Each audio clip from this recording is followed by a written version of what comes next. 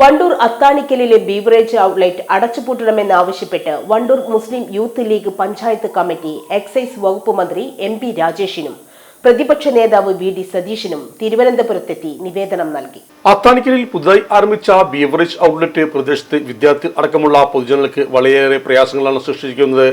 ഇക്കാരണത്താൽ കേന്ദ്രം അടച്ചുപൂട്ടണമെന്നാവശ്യപ്പെട്ടുകൊണ്ട് Wandoor MLA. AP. Anilkumar നിയമസഭയിൽ അവതരിപ്പിച്ച സബ്മിഷന് മറുപടിയായി ആരോഗ്യ മന്ത്രി വീണ ജോർജ് നൽകിയ മറുപടിയിൽ ബീവറേജ് ഔട്ട്ലെറ്റ് സ്ഥിതി ചെയ്യുന്നത് ജനവാസ കേന്ദ്രത്തിലല്ല എന്നും ഇക്കാരണത്താൽ അടച്ചുപൂട്ടേണ്ട ആവശ്യമില്ലെന്നും മറുപടി നൽകിയിരുന്നു.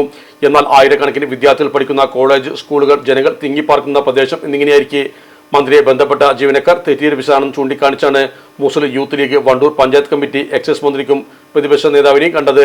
മുസ്ലിം League Wandoor panchayat president Shaijal Edappatta, Youth League president T Siraj, general secretary M K. Kamaruzzaman, treasurer K Mujeeb, K Naushad, P T. Sameer എന്നിവരാണ് സംഘത്തിലുണ്ടായിരുന്നത്. വണ്ടൂർ പഞ്ചായത്ത് കയറ്റം അത്താണിക്കൽ ആരംഭിച്ച ബീവറേജ് ഔട്ട്ലെറ്റ് അടച്ചുപൂട്ടണമെന്നാവശ്യപ്പെട്ടുകൊണ്ട് എക്സൈസ് മന്ത്രിയെയും അതുപോലെ തന്നെ പ്രതിപക്ഷ നേതാവിനെയും പഞ്ചായത്ത് മുസ്ലിം യൂത്ത് ലീഗിന്റെ ഭാരവാഹികൾ കണ്ട് നിവേദനം നൽകി. ഇതിനാവശ്യമായ നടപടികൾ സ്വീകരിക്കണമെന്ന് വണ്ടൂർ പഞ്ചായത്ത് യൂത്ത് ലീഗ് ആവശ്യപ്പെട്ടു. Sahara golden diamonds, Kottappadi, Malappuram. Phone 9744 912 916.